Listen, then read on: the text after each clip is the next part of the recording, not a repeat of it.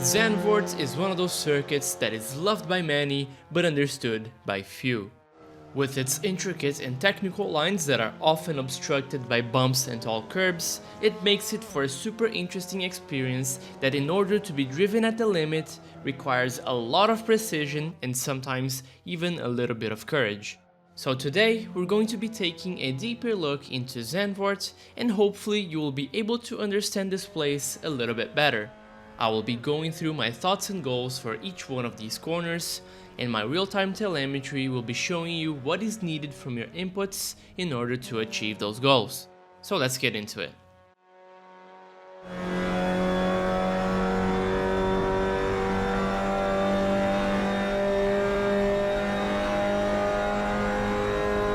Coming into T1, how late you're going to be able to brake is going to heavily depend on how good you are at trail braking and managing rotation. So this is a good opportunity for you to practice the string theory, as this is one of the best scenarios I've found in recent times to practice that.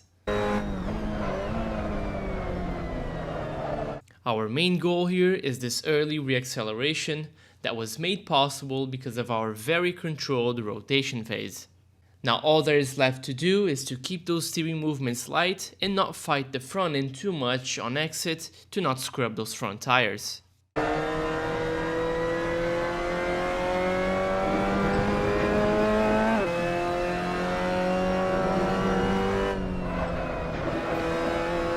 This is the corner that can make or break your lap if you take the wrong line or drive poorly. So the main thing here is that we follow the rubbered in part of the tarmac and don't fall into the temptation of taking any regular apex. So just follow the darker part of the track and it will take you to the right places. Also, in order to take this corner properly, it is very important that you don't do any intense inputs. Keep everything really light and really controlled and just let the banking do the job for you. Focus on a good exit without much steering input and you will be very fast on the way out of this turn and into the next straight.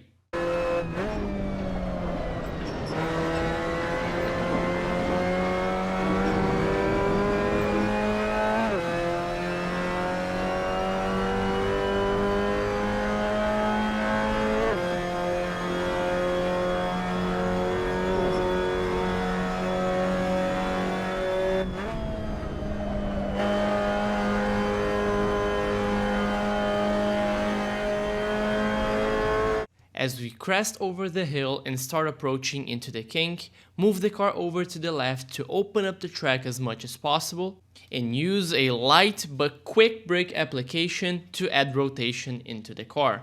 Fortunately or unfortunately, the safest way to take this corner is to actually send it. Due to the nature of this turn, if you try to take it nicely and just counting on the front end to do the turning, you will be very limited in terms of grip and it's very likely that you're going to understeer off the track on exit. So just practice this movement and get used to the rotation because it is your best friend.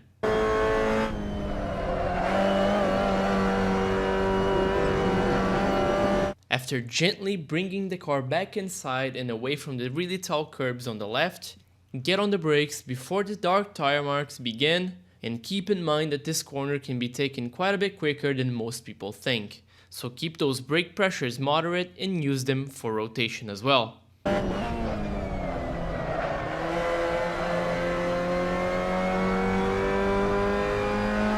This is a very deceiving corner that can be easily misunderstood. The most common mistakes that are made here are overslowing and apexing too early, and both of those mistakes come from not understanding how long this corner actually is. So carry the speed deeper, turn shallower and apex later.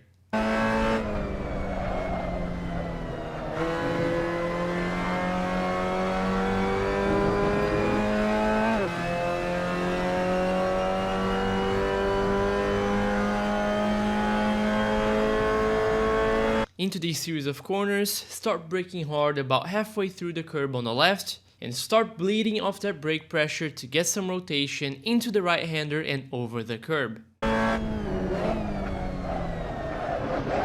Build some speed back after landing, but don't get too greedy with it because we don't want to miss the inside line. Once you're there, be patient with your reacceleration point because one of the biggest things around this corner is that we don't understeer wide after it. So keep it nice and tidy to the inside and using the elevation to our favor.